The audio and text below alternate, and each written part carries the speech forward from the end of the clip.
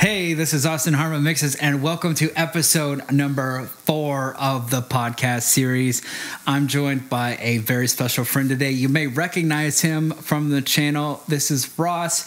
We recorded a tech tour together at Vineyard Church. Ross, introduce yourself. Yeah, hey, what's up, everybody? My name is Ross Barber. I am the co-production director and audio director for Vineyard Columbus here in Columbus, Ohio. Sweet, Ross. Thanks so much for joining on the pod today. Ross is an exceptionally talented musician, audio engineer, and Ross and I go back quite a while. Ross has been in the band, and I've been behind the desk. Ross has stood over my shoulder and told me that I needed to turn it down. Ross has been there through quite a number of things, and Ross, it's great to have you on the show. Today, we are going to talk about a couple of interesting things. If you missed the last podcast episode number 3, I did a really cool episode with Ajaki from House of Prayer Church in Thibodaux, Louisiana, where we went through and we talked from the perspective of a worship pastor and from a production director. And sometimes there can be tension between those two roles on stage on a Sunday morning. And what's great about Ross is Ross brings a totally different perspective to the table now, in that Ross has played in many of bands, and Ross has been frustrated, and Ross has been happy. Ross has been all of the things behind the guitar, and also Ross mixes audio too. So Ross can give us an incredible perspective about what it's like to be both on stage and behind the desk. But if there's anything you got to know about Ross, it's that Ross is just a killer guitar player. Ross, tell us how you got into audio. Thanks, man. I appreciate that. I don't know if killer is the right word, but I play guitar for sure. No. Getting into audio or guitar, or both? Both. Let's start with guitar, though. How'd you get into guitar? Yeah, man. I started playing guitar when I was like 13, and really it's because my dad had a guitar and he played like 4 chords, and so then I picked it up and it was in the living room, and then just kind of never put it down, and I'm still playing it to this day. So I actually just repaired, for Christmas 2 years ago, I repaired that very guitar for my dad. It was a 67 or 68 Ovation. So it was a little broken and got it repaired for him. So that's pretty sentimental, yeah. Now, were those 4 chords a Metallica song because they're all the same chords? I don't know, man. They're G, C, D, and E minor. That's all you need, man. Yeah, that's it. That's all you need. If you're offended by that statement, please write me a comment down below and tell me that Metallica has more musical complexity than 4 chords. If you're listening to this out there in the podcast world, not on YouTube, send me an email. sales@Penn Group, and tell me how you feel about Metallica's music. Yeah, and if you want something interesting to watch, you can look up Metallica playing live in Russia back in like the 90s, and they played for like over 1 million people, and there's like helicopters flying around, and you cannot see the end of the people. It was a free concert, I think. That's incredible. It's wild. Don't watch it now. After this episode, you can watch it. It's on YouTube. Don't click away. Yeah. Anyway, I actually saw this ad. You know, those. I don't actually pay for YouTube Premium because I'm too cheap. I do YouTube, but I don't pay for YouTube Premium. Same. And there was an ad for some guitar learning something. Oh, yeah, I get those. And it was the guy from Metallica playing Sad But True, and you saw the chords for Sad But True on the screen, like going by, and he's over there playing like Metallica. His fingers aren't even moving. He's like dun, dun, dun, and you just see it going on the screen. And thought that was kind of interesting. So on episode 5 he's going to be playing that's fantastic. So Ross, tell me a little bit about what it's like. You've been both behind the desk. Mm-hmm. You've been on stage. You have a unique perspective about both what it's like to be frustrated on stage and frustrated behind the desk for 2 totally different reasons. Yeah. Tell our friends, what is it like to be in both seats, and what have you learned after sitting in both positions? That's a really good question. I would say that you feel pressure in both seats. It's just different pressure, if that makes sense. Mm-hmm. The seat I sat on stage, I've led worship, but I've also been a music director. That's where we kind of met. That's when I was doing that. That pressure is like, I'm worried about the team. I'm not too worried about what's happening in front of me because hopefully I practiced enough, right? Yeah. But I'm just worried that everyone's on the same page and kind of over-communicating. the pressure when you're behind the desk is kind of on you. And, you might be training somebody. There might be somebody else involved. Maybe you have an A2 or something like that. But it's kind of just all on your shoulders for better and for worse, So it's different pressure, but it's also fun pressure. I don't know. It's fun for me anyway. I hope it's fun for everybody else if you're doing it. So, It is a little bit of fun pressure, especially behind the desk. If you get to ride the spaceship or the rocket ship, like, it can be a really good time because you feel the pressure, you feel like the show's in your hands or whatever it is. But I imagine you probably feel that same.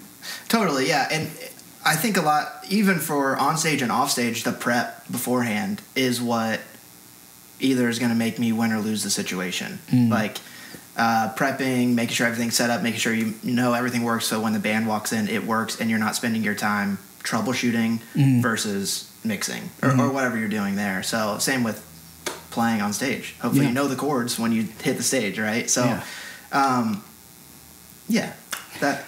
I think there's something to be said about that, though, because the preparation happens both behind the desk and on stage. And I think so often the assumption is, as engineers, is that you can just show up and fumble your way through a show and be fine. And, I don't know if this has ever happened to you, but I showed up to a gig one time and they told me that they were going to cut my rate because the band spent more time practicing than I did prepping as the audio engineer. It's like, okay, well, that's not my fault. It's like, that's sensible, but, I came at it from the position, and this was a stupid position, by the way, but I went and argued, I prep too, blah, I do all this stuff. Yeah. But the simple reality is that tension exists, right? There's tension behind the desk because if somebody sucks it up on stage, right, that makes you look bad as an audio guy because everybody assumes it's you. Yeah. And then there's tension on stage because you're doing all this prep work, and most of the time the assumption is that the audio guy just showed up and just got out of the shower and now he's behind the desk or whatever it is. Which audio people don't shower, but that's not true. I was just kidding, but. We should make a shirt that says audio people don't shower. Hey, you can make that one. I don't want to. You catch all that smoke. I don't want it. So, but anyway, so you said something there too that I thought was interesting. When you said you were the music director, you were worried about the whole team, and I got to actually be on your team. During that season, and just kind of explain a little bit, like, what is that worry and what's going through your head, like, as you're working through the gig, and what are you looking for? So, as the music director, I'm primarily focused on the stage. Like, I'm not too much worried about, like, you behind the desk. I hope that you would tell me if something was crap, right? Like, if something needs to change, which you did often, and we had that back and forth, which makes everything better. But I'm worried about dynamics. Like, are we at 100% all of the time? Because that makes your life not good. Yeah. And are we not doing the song justice by building to the right moment or like the crescendo of the song? Is it happening? Are we all together? Is someone just noodling, or do we feel like we're a band? I just don't want to be 6 musicians and a couple vocalists on stage. Like, I want people to go, they're really tight. They're together. Yeah. So I'm just that's what the worry is, but that's what I'm focusing on. Like, that's all of that together. So telling people to stop playing, telling people to play, give me more, let's build here, let's full groove, and then all of that while also watching the worship leader to make sure they don't want to 180 something because we're in the moment, right? Yeah. Because their job is between the band and all of us and the congregation and that. So it's like 3 different layers all working together. So yeah, that's what I'm focused on or working on. You said some really good stuff there. I'm going to ask several follow-up questions. Yeah. The first thing is you mentioned that we kind of had a back and forth dynamic, and just to let you know kind of what that was is I was mixing behind the desk. I was the regular guy at the gig we were playing, and Ross was the music director at the gig at the time. And funnily enough, Ross is no longer there, and I'm no longer there either. So anyway, life moves on. But when we were both in those seats, Ross and I had a I'll call it an off-camera friendship, right? Sure. And an off-stage friendship. Okay, I knew Ross. I knew Ross was a really cool guy. He lived down the street from me. Like, Ross knew cool dudes. I knew those dudes too. Yeah. And that relationship was so critical because when you're on stage and I'm in the desk and it's 7,500 feet off the stage, Yep. you know, I'm giving you feedback through a microphone that's blaring through your ears. Yeah. And I say, you know, the guitars aren't it. Yeah. And you're playing guitar. Yeah. That's going to cause problems if you don't have a relationship really established. Yeah. And Ross, his first reaction to me wasn't, I'm going to beat my guitar over your head. It was, what about the guitars aren't it? Yeah, help me understand. Yeah. And there was times, right, when you were frustrated because I couldn't always articulate what the deal was. Yeah, totally. But I knew something was wrong. Yep. And as we worked through figuring out what was wrong, we ultimately landed in a better spot. Totally, yeah. I mean, I would rather you tell me that it's not it than 1,000 people get in the room and they all go, that's not it, man. And you're like, oh, well, I wish somebody would have told me. You know what I mean? Like, yeah. So that, you know, and even though you maybe couldn't articulate it, which I feel like every time you did articulate, or we boiled down to an issue or something, the guitars and me or whoever it was, no one was like hurt over that. We were like, all right, well, after this practice, let's go in the green room and let's just like make sure that our parts are what we're supposed to be playing, or you know, all the time stuff, because we got feedback that it wasn't to the level of excellence that we wanted. So I love that. That's what I do in my current job, is I like observe and I go, that could be better. So how do we make that better? Is that like an in the moment thing, or do we need to just talk about it on the meeting on Tuesday? Because if it's in the moment, then I'll tell somebody and hopefully they don't get upset or hurt. I like to think that they don't sometimes. If I know them, I'll give them the feedback, right? If I know them well, like you were talking about. Yeah. But yeah, that back and forth is how everything grows. It just doesn't, if you don't butt heads or if you're not trying to help each other grow, then nothing's going to grow. It's just going to be what it is. Right. And complacency is it's normalcy, right? The natural positioning of a team is going to be to rest in complacency because people want to be comfortable, right? If you think about somebody who's done a job for 10 years, the same job, they don't want to leave. Yeah. Because they know how to do the job, they can do the job well, and if they go somewhere else, they have to restart and learn how to do something new, and that's very uncomfortable. Yeah. And the natural kind of push is for things to become complacent, and what happens is that if you have a high standard of excellence, and I hope that you do, and somebody else doesn't, and you say, hey, this isn't quite right, two things are going to happen. One, they're either going to get with the program or they're going to, as Jim Collins would say, get off the bus. Yeah. And both of those are okay. Yeah, and both of those are okay. Yeah.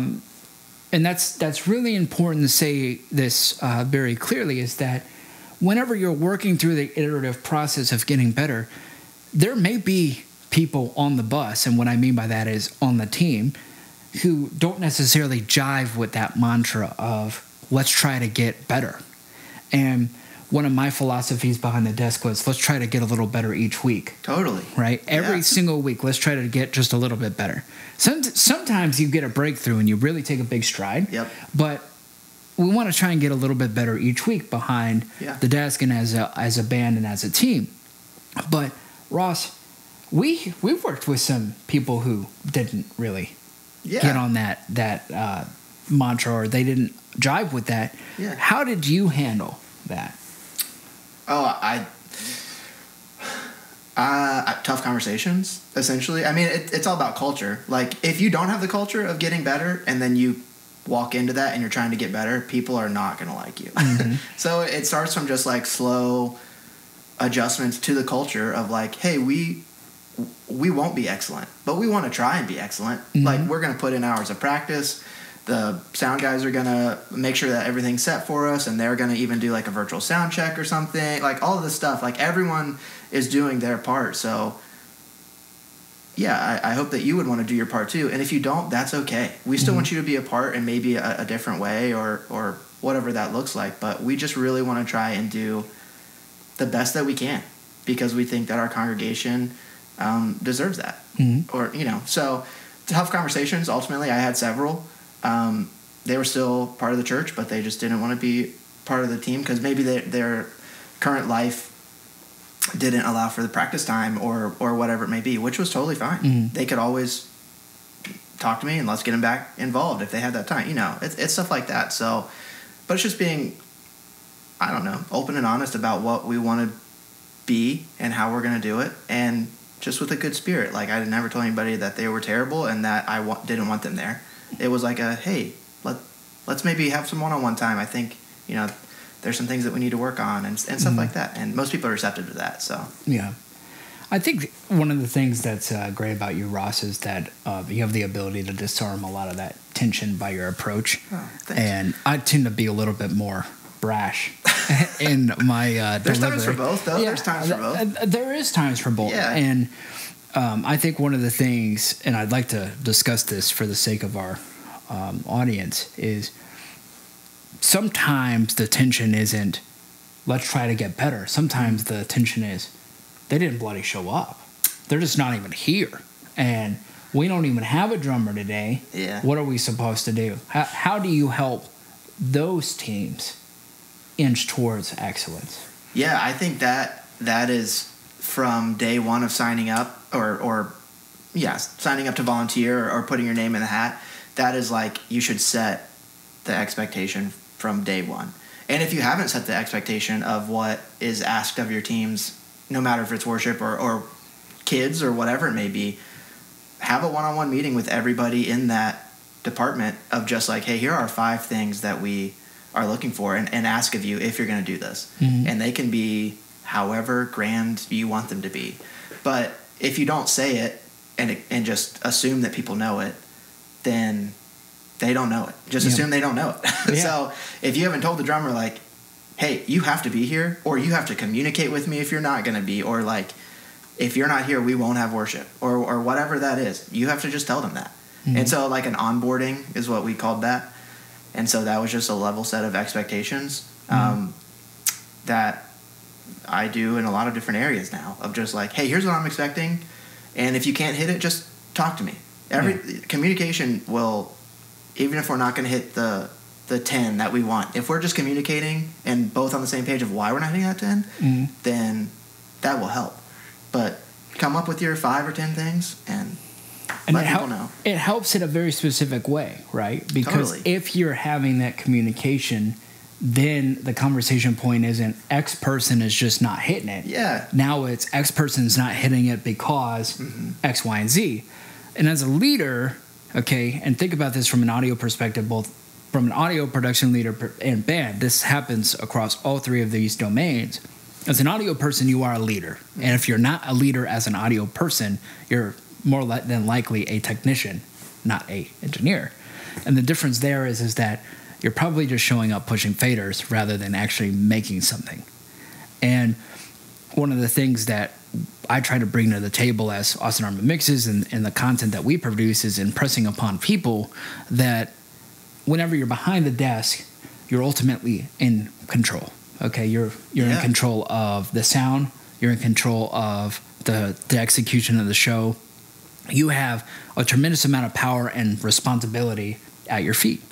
And I was actually giving a tour of a broadcast room that the Penn Group installed, my company. Nice. Shout out to the Penn. A couple of weeks ago. Yeah. And the church that had come by to do this tour, they were trying to kind of get everything in place to do their own broadcast setup, and I was walking them through everything that we had done.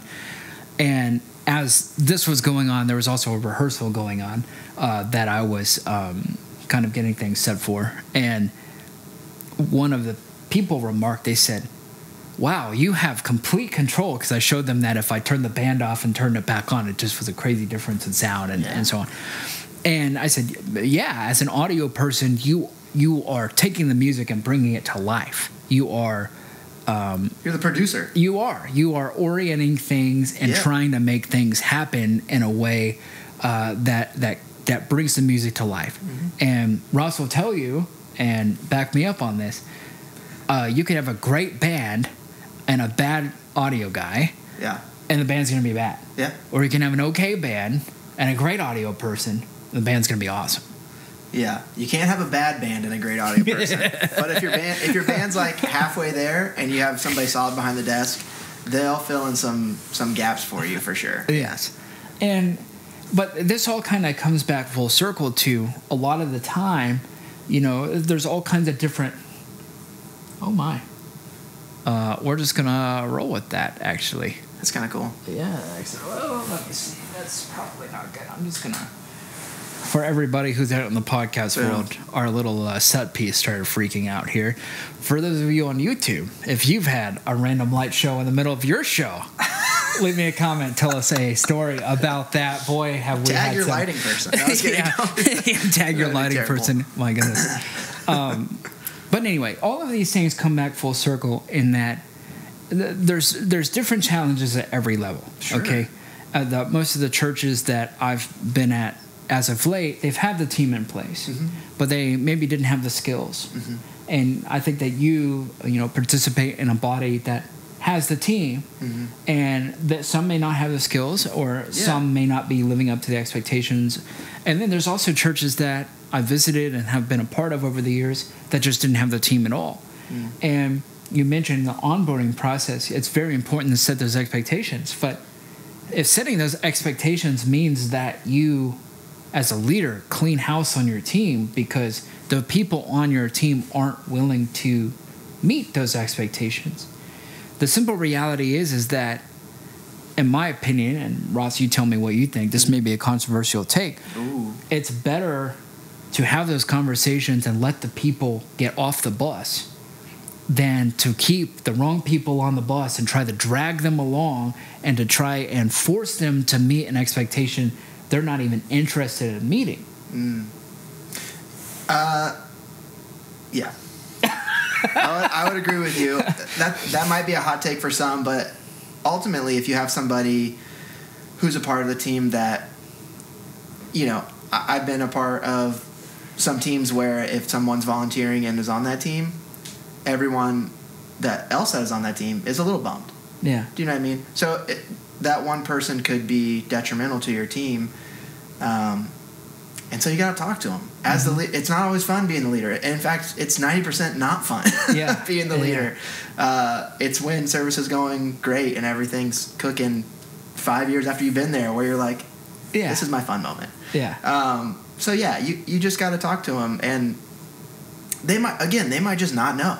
And if they do know and they're purposely being, turning their back on that, then they probably want to yell at you or tell you something that you're bad at, and you should be able to receive that well.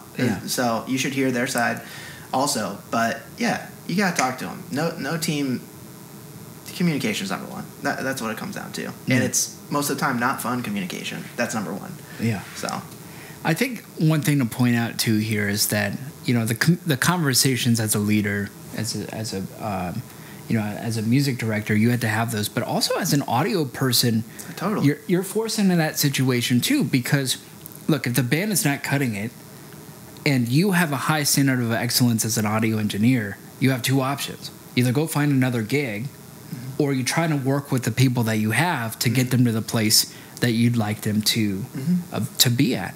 And I can tell you this is a story from my own mixing career, but I did a gig for a long, long time, a lot of shows with the same gig.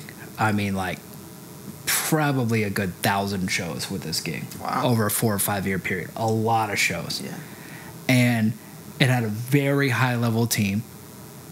All of the team was contracted people, and they were all the best in the biz. Many of them, it was their livelihood. Like, they didn't do anything else. They just played music at this gig.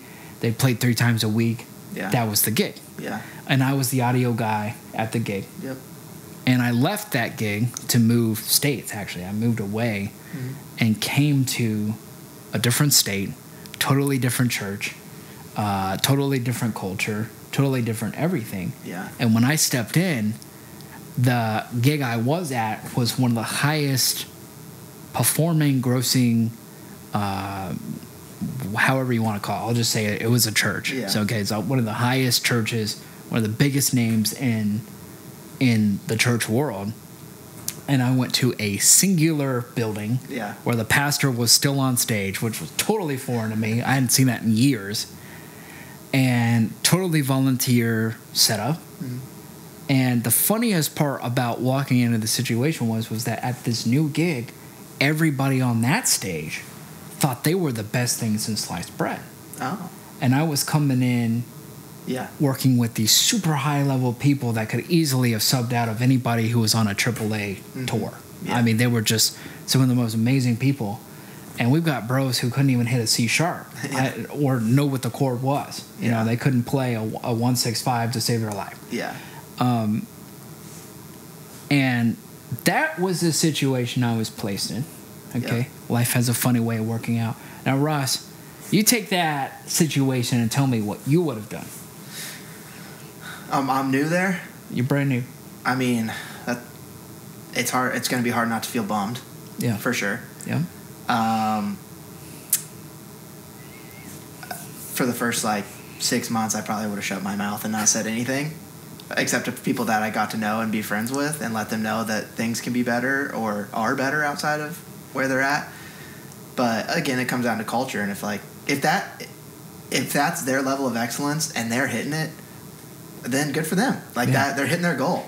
But your goal obviously was higher than what they were doing. Mm-hmm. So you're gonna be bummed 100%. And I'm sure it was hard to just put on a smile when you were mixing that.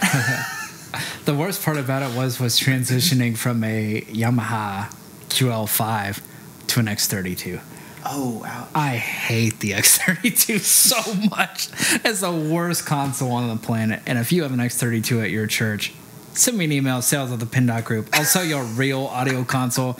I cannot stand the X32. We have one, but it's our travel rig. It's like emergency backup. Oh, emergency backup, travel rig, I get it. Okay, even in the studio, we don't have an X32. We have a QU16 sitting off camera over here. I cannot stand the X32. I have an X32 with outboard preamps. Okay. So it's not great, but it'll get the job done. It'll get the job done. But anyway, so you're exactly right. I was bummed when I went to this new gig.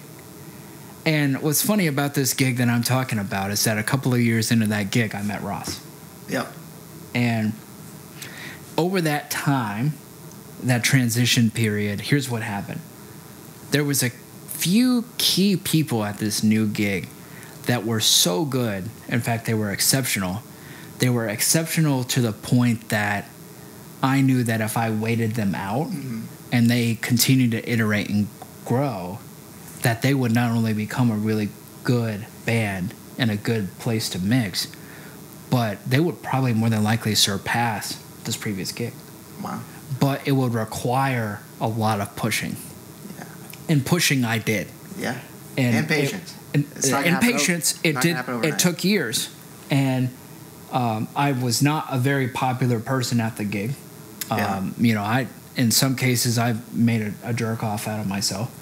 But that push was very important because it was also shrouded in grace, right? Mm-hmm. It wasn't just a genuine push from behind, like, you guys all suck, you got to get better. There was some of that. I mean, honestly, that's the God honest truth. It was bad and they could do better. Sure. But there was also, this is what they're working with. Mm-hmm. And if we get things into the right position, they can be truly great. And totally. Here's what happened. They had a really good person in charge who wasn't well-resourced, wasn't well-equipped. Mm-hmm. That may resonate with some of you out there. You're really good, but you just don't have the team. You don't have the resources. You don't have an L-Acoustics K1 at front of house. We don't either, by the way, but that would be awesome. Somebody give $1 million. Yeah, for real. That'd be cool. I'll even install it. It'll be awesome. Wow. But, you may have a really good person in charge, but you don't have the team or you don't have the resources. So what do you do in that situation where you're obviously a really exceptional musician or music director, but you've got C people sitting around you, or you don't even have a DI, bro. You're freaking an 1/8-inch cable right into the shebang. Like, what are you doing? I don't know. No, I mean, first I'm starting with the people that are there because they built it to what it is. So I'm not just throwing them to the curb and looking elsewhere. But I do know that I have friends and people that want to work with me, whether it's musicians or production people, that if I was like, dude, I've got this gig and it can be something. Do you want to try it out? Mm-hmm. I know people would say yes. So I know that I have that in my back pocket. But I'm going to try and do some one-on-ones with people and just hear their heart and see if they think they're, great. Mm-hmm. Or if they know that they're not great and they're just looking for some resources to get better. Yeah. Whatever that may be. So I would probably always start with the people that are there. That's what I would do, is start there. Yeah. Because if you can turn that around just a little bit, like 5% better, people will notice. Mm-hmm. And then they'll want to play, or they'll want to volunteer, or they'll want to just attend, or whatever. So if you can turn something around, people, even in the congregation, will go, oh, this is 10% better than it was like 10 months ago, or whatever. Mm-hmm. I appreciate that. Thank you. I don't know who it is, right? They might not know who does anything, but they'll go, Senior Pastor, I really appreciate you putting some effort into this, and or whatever. So start with the people that are there. Don't throw them to the curb. You got to do that. That's why it takes time, though. That's why it takes time to turn things around, is because if it was the corporate world, you would just walk in and go, all right, I want all your resignations, and then I'll decide who stays. Yeah. But that's not what we do. It's volunteers also, typically. We don't rehearse this, by the way, but if I was writing this down or writing this out before the show, I would have said, Ross, say what you just said. Because you led up to something so perfectly, which is by starting with those people, right? You talked a lot about, and I think this is a reflection of your character. It's not just by necessity, but it's also who you are, right? Mm-hmm. It's starting with the people, right? If you don't have the team today, as the leader, the burden and responsibility to get the team is you.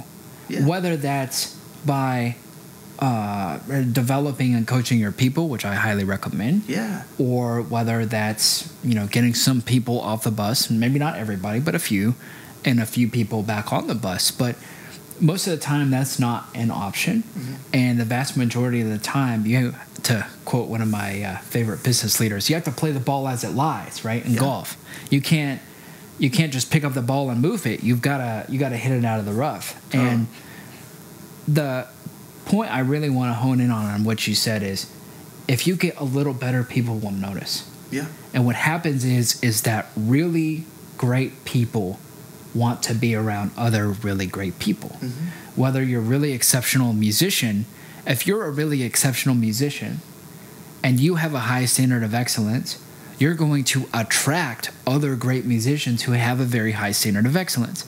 However, if you don't commit to that excellence, those people who also have that same excellence, they'll get frustrated and they'll go play another gig where they can find a band that wants to be good. There's nothing more frustrating than when you've got a really good guy on stage next to a guy who didn't prepare or didn't practice or whatever it is. They don't want to play with them anymore. They'll go play with somebody else. Yeah. And what's interesting is that when Ross started playing at the gig that I was at, Ross probably brought 3 or 4 guys with him without asking. They're just like, man, Ross is so good. I want to play with Ross. I'm going to go where Ross is going. And then all of a sudden it was bam, bam, bam, bam, bam. And I looked up and, guys that you have been playing with for years were now on stage all together. Mm-hmm. And that is a picture of what happens as a leader if you really commit to excellence and getting better. Is you had a very high standard of excellence, right? You wanted to be great. And therefore people who were aligned to that mentality wanted to come play where you wanted to play. Yeah. And that's a testament to you as a leader, but it's also a testament to that commitment to excellence. The same is true about being an audio engineer. If you have a very high standard of excellence as an audio engineer and you really commit to being good at your craft and preparing and doing the right things to be successful, you will find yourself friends with the guys that all want to play together because you all are talking the same language and playing the same game. Yep. And I have noticed over the years, even though I completely started over in a brand new city 5 some odd years ago, many of the places I go and mix now, I know at least one of the people on stage because it's a strange, like... Yeah, it's a tight community. Of people who want to be the best that they can be. Yeah, it's true. And what, like, me and my team right now at the current gig that I'm at, I respect it when one of my guys comes up who's maybe mixing front of house and just goes, I didn't have it today. Or, I was really struggling with background vocals or whatever it may be. And I'm in the room, right? I'm listening or whatever, maybe online, and they might say that, so I'll go back and listen. And to me, I'll go like, it's pretty good. I'm happy with it. Like, I think it's pretty good. But that just tells me that, like, they're watching the tape back. They're watching. They're honing in on something where they're like, next week this is gonna be better. I'm gonna work on this. Maybe I'll reroute some stuff and put it in a group and put a compressor on or whatever. Like, it just didn't sit where I wanted it to. So next week we'll get it. It's that mindset of excellence that you were talking about. But it's also the like 1% every week. That's 52%. That's insane. Yeah. Like, if you had an ROI of that would be, I'd sign up for that right now. Yeah, same. You know what I mean? Like, it's not going to be perfect week to week or like from nothing to 100. But just one little thing and just wanting to continually grow is what it's all about. No matter what you're doing, this applies to anything, right? Like, I think about not throwing somebody to the curb immediately when you get to a thing and they're not what you want, because I'm sure I was that for somebody who walked in. No matter what. Too. Yeah, totally. Where you were like, you know, whatever it may be, this guy has no idea how to mix drums, or he doesn't know how to play bass or guitar. What's he doing? And now 10 years later, you know, someone didn't throw me to the curb, and I had all these opportunities.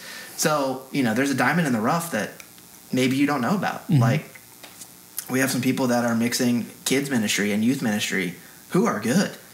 And they're going to get some big opportunities in 2024, 2025, whenever they're ready for it to do it. So, you know, if you think people aren't noticing, I think you're wrong. You know what I mean? Like, people notice. Even I notice people that at other churches, because, you know, I look at other online mixes and I look at other stuff and I go, I like this. Maybe, well, I know somebody that goes to that church. I'm sure they know who's doing that, or I know who's, you know, the production director or whatever. Let me call him. Let me see what's going on over there. So people are noticing the effort that you're putting in. Maybe you're just not getting emails or letters or texts or anything like that, or, you know. So yeah, that's so good. I have one more question for you, Ross. Okay. But I do want to just kind of highlight one more little thing. Is, you know, everybody at some point starts somewhere, right? In my journey of being an audio engineer, didn't always start as the best person walking in the room. There was learning curves everywhere I've gone. Yeah. And, you know, when Ross first came in, Ross had to assimilate into the gig. I had been at the gig for a minute, but Ross had to kind of figure out, like, what's the culture of the gig?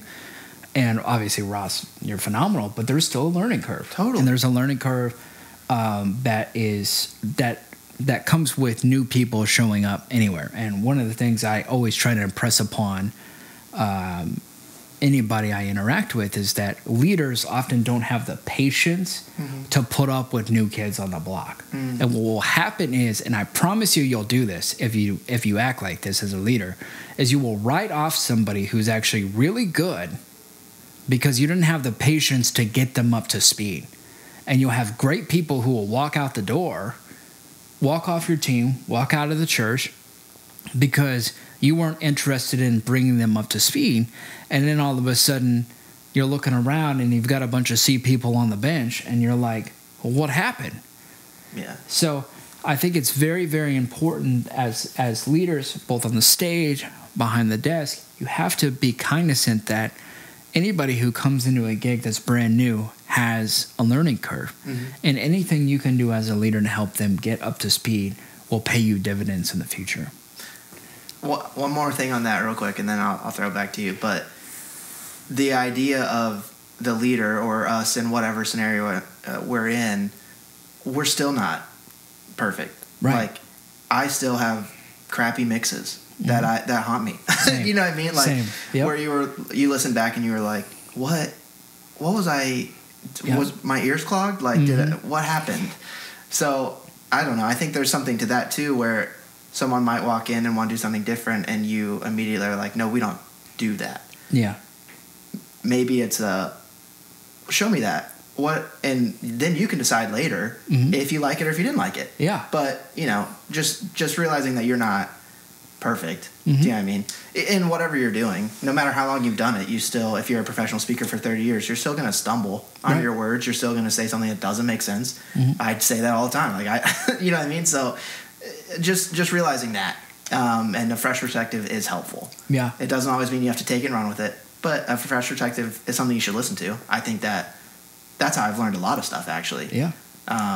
From you and from whoever else is just like, well, maybe if you didn't do that, it would be helpful. And then I'm like, that's a good idea. I should not do that. You know what I mean? So yeah, I had the same thing happen just the other day. A gentleman, hey Bob, hope you're watching the pod. What's up, Bob? Leave me a comment. Bob came in. Bob has been mixing audio longer than I've been alive. Nice. At a really high level. Bob's a super humble guy. He would never name drop. I had to basically beg him. So, what have you done in this magic career? And it's just amazing. Dude has mixed some big name people. Comes in, sits next to me in the broadcast gig, and goes, "Hey, have you thought about moving Waves Tune to the top of the vocal chain?" Yeah. And I had it at the end. Oh. And I was like, no, I hadn't thought of that. I didn't know Bob more than his first name. I had no idea about his mix background or anything at the time. Yeah. And he suggested that. And I was like, makes sense. I've never tried that. Let's give it a go. In my head, I was thinking, won't that, like, all the artifacts from the cymbals and all that junk get in there? But I tried it. I moved all of the Waves tune on the Waves to the front of the vocal chain, and I tried it for 2 weeks. Yeah. It's like, do I like this better? I'll be honest, I don't know if I like it better because I couldn't really tell the difference. Yeah. But I tried it. And that's just something that you have to do when somebody comes in. And not every idea, by the way, deserves to be tried, right? Sure. I mean, if you want to put pyro on stage, I'm down for it, but not everybody wants to do that. I'll pass. We just had confetti cannons at New Year's, so I guess I'm in. And did you do confetti at New Year's? Yeah. Yeah, I'm still waiting for the day when we get to blow it up. But we have a 10:30 p.m. service, so countdown to midnight. Bro, that's sick. Yeah. I want to do that. Come through next year, bro. I'm going to do it. Yeah. But anyway, so rounding out the corner, landing the plane. Yeah. Thank you so much if you've gotten to this point. As with typical on the podcast, let's leave a little Easter egg just so I know you've gotten up to this point. Leave a comment on your favorite thing that Ross has said and say, Ross said, and put it in quotes in the comment if you're on the YouTube. If you're in the podcast world, send it to me in the email because that way I know you watched the whole thing. And I do test people. They'll say, hey, I love your videos. I say, really? Did you hear what I said in that last pod? And they say. People are just going to be like misquoting me and saying terrible things in the comments. Yeah. I had a FaceTime with my godfather. Yeah. The other day I was on the beach. Hi, Carlos. Hope you're watching this. Flex on the beach. Yeah. He said, hey, I couldn't really read the text in your last video because it was too light. And then he goes, see, I watch your videos. See, he's got you. he got me. So love you, Carlos. Thanks for watching the videos. Anyway, okay, rounding the plane or landing the plane. Ross, we got to do a tech tour. Yep. It was really awesome. Yeah. But what's great about the tech tour, which will be out on the channel soon, you definitely should check that out when it comes out, is that Ross and I also had one of the most amazing dinners. Oh, man. On the planet. Ross, tell everybody about Jeff's. Dude, I dream of this place to this day. Austin and his wife was kind enough to take me and my fiance out to Jeff Ruby's, which, listen, I learned about, all right? And I'm a believer, a firm believer. I think it might be the best restaurant that exists. And if there's somebody out there that says it's somewhere else, take me there, and then I'll also judge. Yes, we will dine to test out if it's better. We'll be willing to do a podcast about that place and try it out. Yes. Gordon Ramsay. I don't know anybody else that's famous. Jeff Ruby's is incredible. Easily the best food that I think I've ever had. And for real, I mean that. Like, yeah. It's unbelievable. 6 imported cheeses, bro. You spoke highly of it, and I tried it. I listened to you, right? Like we were talking about. I listened, and I said, "We'll see." Yeah. And you were totally right. Hey. Yeah, the Waves tune is at the top now of the vocal chain. So it's incredible. Thank you. Thank you for absolutely. that. The most magical, life-changing. The most magical part of taking Ross to Jeff's was Ross got a steak. And the thing about Jeff's that's so good is that the steak is just immaculate. Yep. And he goes, "Oh, you can cut it with a fork," and just slice it. It just slices right open. Like it's magic. Yeah, it was magic. Well, you should go there if you're in Cincinnati, right? There's Cincinnati, Lexington, Columbus. There's one in Nashville. Oh, cool. So if you're gigging it up in Nashville and want to go to Jeff's, we'll meet you there. We'll meet you there. I will definitely take you up on that challenge for sure. You should go. Yes. Well, thank you so much for joining episode number 4, Ross. I'm eternally grateful that you were on this episode. You presented some brilliant insights. If you learned something from us or from Ross specifically, do leave that down in the comment. This podcast will become a regular thing. We're going to shoot on Tuesdays, release on Wednesdays through the remainder of 2024 and beyond. It's a lot of fun to make. I really hope you enjoy this. Also, a sneak peek for the people who watch the other content on the channel. I'm preparing something really, really big for 2024. I'm shooting an entire video series over the next 90 days that's going to blow your mind. Let's go. A ton of videos. I mean, a ton of videos. I had to tell my wife to write down all of the video titles while we were driving back from the beach the other day, and she had filled up 2 whole pages, and I'm like, well, we better keep going because there's more videos. A lot of videos coming. They'll be posted hopefully by April. Super excited for you to see what's to come on the channel. If you like this content, like and subscribe. This has been Austin Harman Mixes podcast episode number 4. God bless. We'll see you next time.